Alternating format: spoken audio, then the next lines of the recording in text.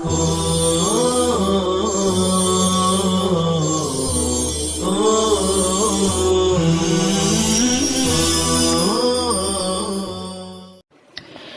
الله الرحمن الرحيم.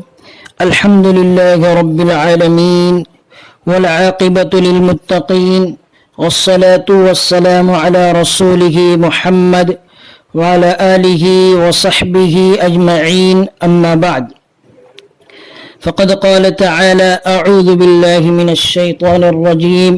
بسم الله الرحمن الرحيم. لئن شكرتم لأزيدنكم. وقال تعالى: الله لطيف بعباده يرزق من يشاء وهو القوي العزيز. محترم سامعین کرام، اس میں کوئی شک نہیں کہ انسان اپنی دنیاوی زندگی گزارنے میں دنیا کے اسباب، مال و متاع کا محتاج ہے۔ ہر آدمی اس بارے میں چاہتا ہے اور کوشاں ہے کہ میرے پاس مال و متاع کی فراوانی ہونا چاہیے، چنانچہ یہ اس کے حصول کے لیے ہر ممکن سبب کو اختیار کرنے کی کوشش بھی کرتا ہے۔ ادھر ہمارا یہ بھی عقیدہ ہے کہ حصول مال کے اسباب ظاہری ہیں، حقیقی نہیں۔ مثلا دکاندار ایک ہی بازار میں، ایک مارکیٹ میں ایک جنس کا کاروبار کرتے ہیں، دونوں کی دکان کھولنے اور بند کرنے کا وقت بھی ایک ہے، لیکن ایک کے پاس گاہکوں کا رش رہتا ہے اور دوسرا گاہکوں کی راہ تکتے رہتا ہے، حالانکہ اسباب ظاہری دونوں کے پاس برابر ہے۔ اس سے معلوم ہوا کہ حصول مال کا حقیقی سبب امر الہی ہے اور اس پر رزق کے بڑھنے اور گھٹنے کا مدار ہے۔ انسان اگر اللہ تعالیٰ کی بندگی و طاعت میں لگا رہتا ہے اور اس کا شکر گزار بندہ بن کے رہتا ہے تو اللہ تعالیٰ رزق کی فراوانی کا فیصلہ فرما دیتے ہیں، جیسا کہ ارشاد ربانی ہے: لئن شکرتم لأزیدنکم. اگر تم میرا شکر ادا کرو گے تو میں تمہیں زیادہ دوں گا۔ اور اگر انسان اللہ تعالیٰ کی بندگی اور اطاعت سے منہ موڑتا ہے اور اس کی ناشکری کرتا ہے تو اس کی طرف سے رزق میں تنگی اور بے برکتی کا فیصلہ صادر ہوتا ہے۔ ارشاد باری تعالیٰ ہے: وَمَنْ أَعْرَضَ عَنْ ذِكْرِي فَإِنَّ لَهُ مَعِيشَةً ضَنْكًا. جو میرے ذکر سے منہ موڑتا ہے اس کے لیے معیشت تنگ ہو جاتی ہے۔ اس سے معلوم ہوا کہ انسان کے تنگ دست ہونے میں اللہ تعالیٰ کی نافرمانی کو بہت دخل ہے۔ اسکرین پر جو آپ کتاب دیکھ رہے ہیں، برکت رزق، اس کتاب میں انہی اسباب کو بیان کیا گیا ہے جن کو اختیار کرنے سے رزق میں برکت ہوتی ہے، ان افعال کو بھی بیان کیا گیا ہے جن کے ارتکاب سے رزق میں تنگی اور بے برکتی ہوتی ہے، اور سمجھانا یہ مقصود ہے کہ ان اسباب کو اختیار کیا جائے اور عمل میں لایا جائے، ان اسباب کو اختیار کیا جائے اور عمل میں لایا جائے جن سے برکت ہی برکت ہوتی ہے، اور ان اسباب سے کنارہ کش رہے اور دور رہے جن سے بے برکتی ہوتی ہے اور مصائب و مشکلات اترتی ہے۔ یہ کتاب ترجمہ ہے ایک عربی کتاب کا۔ اسکرین پر جو آپ کتاب دیکھ رہے ہیں، برکت رزق، یہ کتاب ترجمہ ہے ایک عربی کتاب کا جس کا نام ہے الفقر المر، جو تصنیف لطیف ہے الشیخ مصطفیٰ عبداللہ مصطفیٰ الشیخ کی۔ ماشاءاللہ حضرت مولانا ابو طلحہ محمد اظہار الحسن محمود نے اس اہم تقاضے کو احسن انداز میں پورا فرمایا اور صاف شفاف ترجمہ کر دیا۔ اللہ حضرت والا کو خوب خوب جزائے خیر دے۔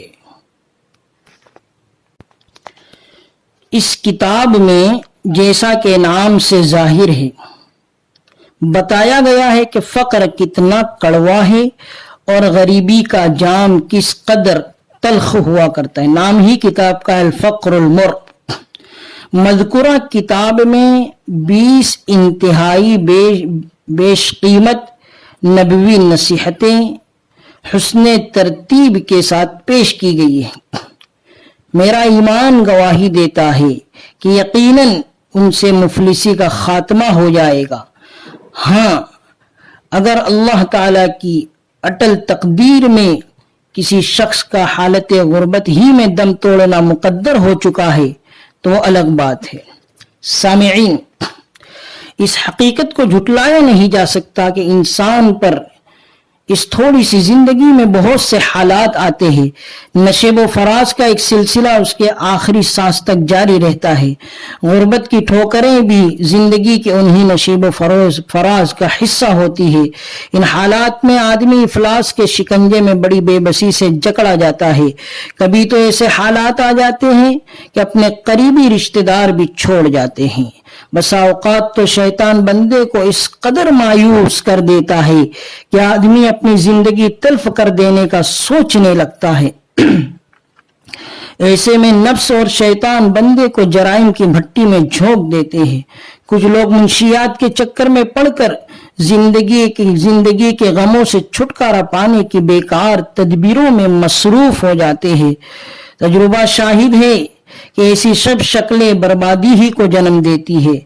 ایسے میں کوئی ہاتھ پکڑنے والا اور سیدھی راہ دکھانے والا بھی نہ ہو تو بھوک اور افلاس، مایوسی اور بددلی، لوگوں کی حقارت اور دھتکار سے بندہ اس قدر افسردہ اور مزمحل ہو جاتا ہے کہ اپنے رب سے بھی تعلق توڑ بیٹھتا ہے، اور شیطان یوں بے راہ کر دیتا ہے کہ دین و شریعت سب چیزیں بے مقصد اور بے وزن نظر آنے لگتی ہے۔ معزز سامعین، ایسا افلاس زدہ اور غربت کا مارا شخص اگر آپ کی نظر میں ہو تو خدا را اسے چند لمحے اپنے پاس بٹھا کر اور کچھ نہ دے سکیں تو زندگی کے ایک سانس کا حوصلہ تو دے ہی دے، اسے چند باتیں اس انداز سے سمجھائے کہ اس کے دل میں ان باتوں کا کچھ نور و شعور اتر ہی جائے۔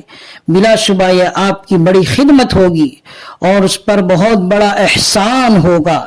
یا اتنا کیجئے کہ اس کی رسائی اس کتاب تک یا اس کتاب کے جو دروس آڈیو کی شکل میں اپلوڈ کیے جائیں گے وہاں تک اس افلاس زدہ اور غربت کا مارے شخص کی رسائی کروا دیجئے۔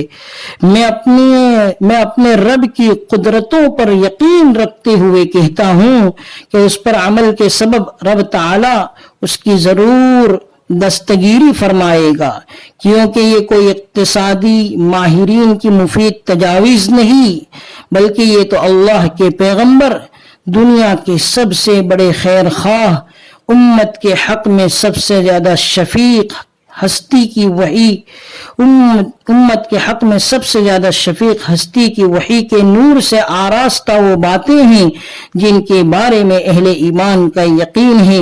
پہاڑ تو اپنا وجود کھو سکتے ہیں، آسمان کے ستارے زمین پر گر سکتے ہیں، کائنات کی ہر ایک چیز اپنا وصف چھوڑ سکتی ہے، یہ سب مانا جا سکتا ہے، مگر مکہ کے صادق و امین پیغمبر کے مبارک لبوں سے وحی کی روشنی میں نکلی ہوئی بات کبھی خطا اور خلاف واقعہ نہیں ہو سکتی۔ مانا کہ غریبی کا گھاؤ بہت گہرا ہوتا ہے، مگر یہ بھی تو دیکھیے کہ غریبوں کے غمخوار آقا کس طرح غریبوں کا درد بانٹتے نظر آتے ہیں۔ انشاءاللہ کل کے درس میں ہم دیکھیں گے کہ اللہ کے نبی صلی اللہ علیہ وسلم نے غریبوں کی کس طرح غمخواری کی اور غریبوں کا درد کس طرح بانٹا ہے۔ آج کا درس ہم یہیں پر ختم کرتے ہیں۔ وصلی اللہ علی النبی الکریم وآخر دعوانا ان الحمد للہ رب العالمین۔